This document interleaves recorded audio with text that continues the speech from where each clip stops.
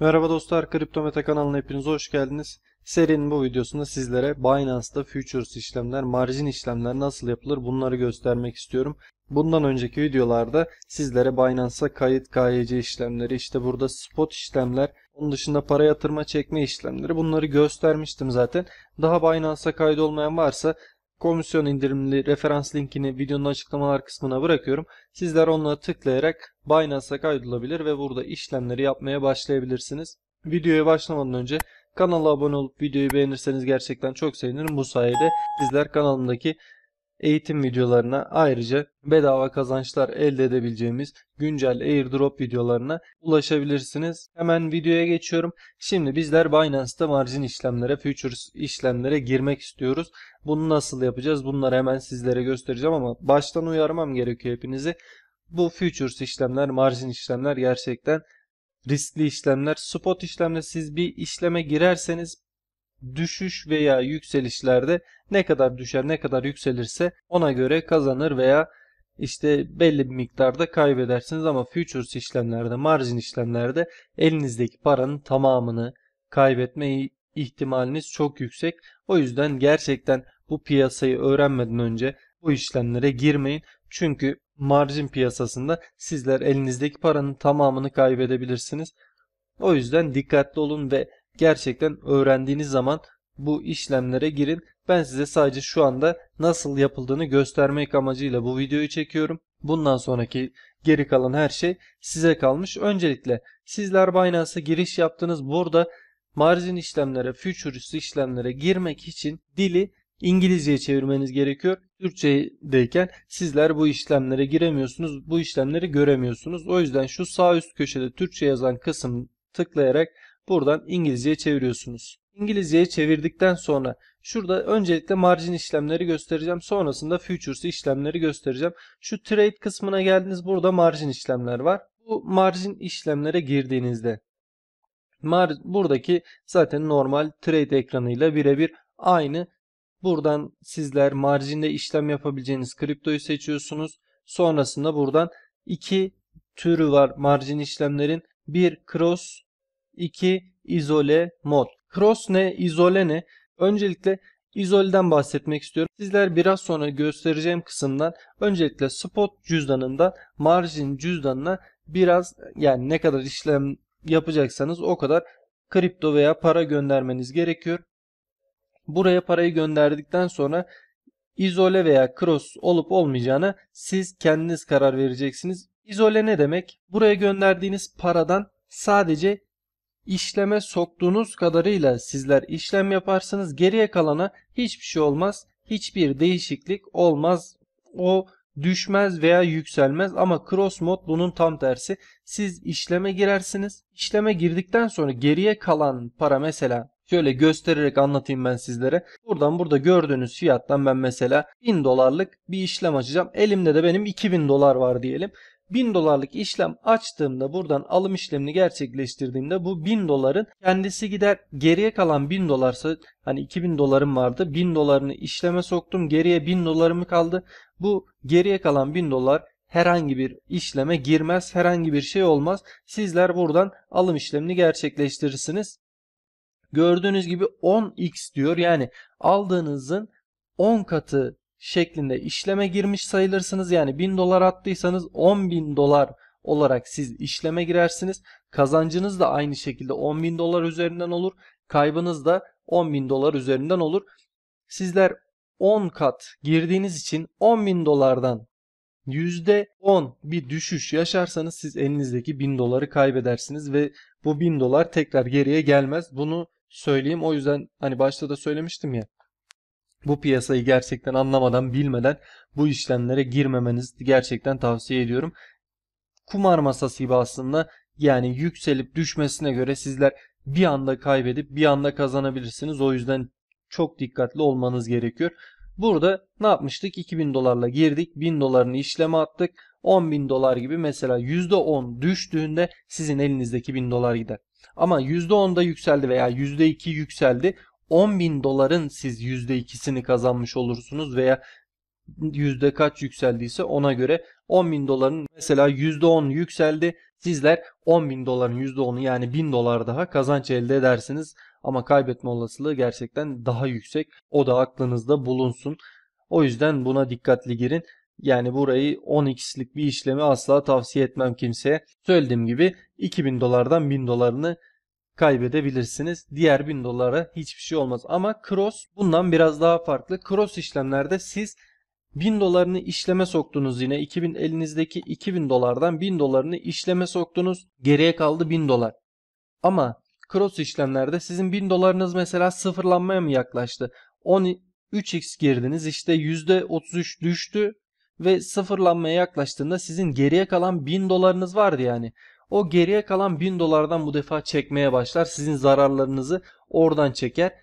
Yani sıfırlanmadan önce kurtarma ihtimali vardır. Tabi daha da fazla elinizdeki geriye kalan 1000 doları da kaybedecek kadar düşerse o zaman elinizdeki 2000 dolardan olursunuz. İzole moddayken sizler sadece 1000 dolardan 1000 dolarlık kayıp yaşardınız ve diğer 1000 dolara hiçbir şey olmazdı.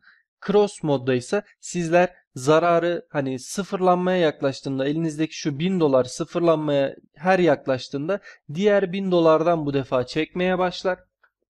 Zararınızı oradan karşılar. Elinizdeki diğer 1000 dolar da sıfırlandığında elinizdeki 2000 doların tamamını kaybedebilirsiniz. O yüzden dikkatli olun. Cross mod izole moda göre daha tehlikeli, daha riskli. Ha bazen akıllıca kullanılan işlemlerde gerçekten işe yarayabilir ama bilmeyenler için, daha acemi olanlar için burası gerçekten kumar masası. Elinizde ne var ne yok kaybedebilirsiniz. O yüzden sizler dikkatli olun, bunları gerçekten öğrenerek bu işlemlere girin. Söylediğim gibi cross modda sizler elinizdeki 2000 doların tamamını kaybedebilirsiniz. Yani 1000 dolarla işleme girmiş olmanız hiçbir şey fark etmiyor. Siz 2000 doların tamamını kaybedersiniz. Haberiniz olsun. Buradan zaten alım satım işlemleri normal spot piyasasında nasıl alım satım yapıyorsak fiyatı belirlersiniz. Ne kadar alıp ne kadar satacağınızı belirlersiniz ve al sat işlemlerinizi yapabilirsiniz. Bir de bunun yani burada 3x 10x yazıyor ya, siz 1000 dolarla 3x girdiniz, 30.000 dolar olarak işlem görür bu girdiğiniz işlemler. 10x girerseniz de 10.000 dolar gibi işlem görür. Bir de futures var. Bunun x'leri siz kendiniz belirleyebilirsiniz. Yani kaç kat gireceğinizi kendiniz belirleyebiliyorsunuz. Bunu da yukarı çıkıyorsunuz. Şuradaki derivatives kısmına geliyorsunuz. Burada USDS margin futures var. Şuraya tıkladınız. Bunu göstermeden önce sizlere şunu da göstermek istiyorum. Şuradan wallet kısmından sizler bir buraya yani margin kısmına ne kadar atacaksanız para göndermeniz lazım. Şuraya wallet kısmına gelelim. Sizin spot cüzdanınızda işte 2000 dolarınız olsun. Bunu transfer etmeniz lazım futures hesabına. Yani ne kadar transfer edecekseniz bu size kalmış. Öncelikle spot kısmına gidiyorsunuz şuradan. Siz bu spot kısmına geldikten sonra şuradan transfer kısmına tıklıyorsunuz. Buradan nereye transfer edecekseniz, eğer izole marjine transfer edecekseniz oraya tıklıyorsunuz. Veya margin futures'a transfer edecekseniz gene oraya tıklıyorsunuz. Ve şuradaki account main'den oraya gönderim işlemini sağlıyorsunuz. Ne gönderecekseniz mesela USDT ile sizler işlem yapacaksınız. Buradan USDT gönderebilirsiniz. Maksimum dersiniz ve oradan gönderim işlemini sağlarsınız. Şu anda hani işleme sokabileceğim bir para şu anda olmadığı için buradan gönderim işlemini sağlayamıyorum ama sizler bu şekilde buradan öncelikle marjin cüzdanına veya buradaki izole marjine veya işte USDS margin futures'a gönderim işlemini sağlayabilirsiniz. Onun sonrasında yine aynı şekilde futures'tan da göndermek istediğiniz kazançlarınız veya elinizdeki parayı da yine buradan transfer kısmından transfer işlemlerinizi gerçekleştirebilirsiniz. Yine gidelim hemen USDS margin futures'a. Evet, burada tablo biraz daha değişti. Grafik buraya geldi. Burası bizim emir defterimiz. Şuradan pozisyonlarımızı vesaire görebiliriz. Şurada şimdi burada yine cross ve izole olmak üzere iki mod var. Siz cross söylediğim gibi elinizdekilerin tamamını kaybedebileceğiniz bir şey. İzole ise sadece işleme soktuğunuz kadarını kaybedeceğiniz bir işlem. Cross'ta ne yapıyordu? Zararınızı sizin geriye kalan paranızdan çekmeye devam ediyordu. O para daha tükenene kadar. Ama izole'de sadece işleme giren parayı sizler kaybediyordunuz. Geriye kalana dokunmuyordu. Şimdi burada da aynı şekilde sizler buradaki hani göstereceğim fark biraz önceki marjinden farklı olarak şurada 4x yazan kısmı görüyorsunuz. Burada sizler daha fazla ne yapabiliyorsunuz? Kat açabiliyorsunuz. Sizler buradan 125 kata kadar işlem açabiliyorsunuz. Ha tabii ilk defa sizler Binance'a kaydolduysanız 20x'ten fazlasını size vermez. Tabii bunların hepsi gerçekten kumar gibi. Sizler 125x veya 20x açtığınızı varsayarsak yani bunu kaybetmeniz bir dakikanızı bile almaz. Girdiğiniz para çöp olur gider, herhangi bir düşme veya yükselme olayında. Burada bir de long short olayı var. Onları da size anlatacağım. Burada sizler 20x ile girdiğinizi varsayalım ki asla tavsiye etmiyorum. Hemen 1000 dolarınız vardı. Biraz önceki örnek verdiğimiz gibi 1000 dolarınızın tamamıyla long veya short var. Hemen ondan da kısaca bahsedeyim sizlere. Long dediğimizde hani normal spot'taki gibi yükselirken sizler kazanç elde edersiniz. Ne kadar yükseldiyse ona göre kazanırsınız. 20x açtınız. Mesela %1 yükselirse elinizdeki para %20 aslında yükseliyor 20x'te. Tabi kaybettiğinizde de aynı şekilde düşüşte de %20 sizler kaybediyorsunuz. Onun da haberiniz olsun. Short'ta ise diğerinin hani normal sürecin tam tersi. Bu defa düşerken siz kazanıyorsunuz. Mesela piyasada bir bildiğiniz bir şey var diyelim. Düşüş olacağını biliyorsunuz. Kesinlikle eminsiniz. Oraya short girdiğinizde düştükçe siz bu defa yükselirmiş gibi kazanç elde ediyorsunuz. Ama bu defa tam tersi de yükselirken düşmüş gibi kaybediyorsunuz. Bu short açtığınızda yani elinizdekileri düşerken kazanıyorsunuz, yükselirken kaybediyorsunuz. Bunu da bilmenizde fayda var. Söylediğim gibi 20x açtınız. %1 yükseldiğinde %20 yükselmiş gibi oluyor ve %1 düştüğünde de %20 düşmüş gibi oluyor. Yani futures işlemler bu şekilde. Long short aynı şekilde. Long yükselirken kazandırır, short düşerken kazandırır. Onun dışında yine emirlerinizi, pozisyonlarınızı burada görebilirsiniz. Ne kadar kazandığınızı, ne kadar kaybettiğinizi buradan hani işleme girdikten sonra şurada alt kısımda görebiliyorsunuz. Söylediğim gibi yani burada 20x gerçekten tehlikeli bir şey. 125x hele tamamen tehlikeli. Yani 125 veya 100x ile girdiğinizi söyleyeyim.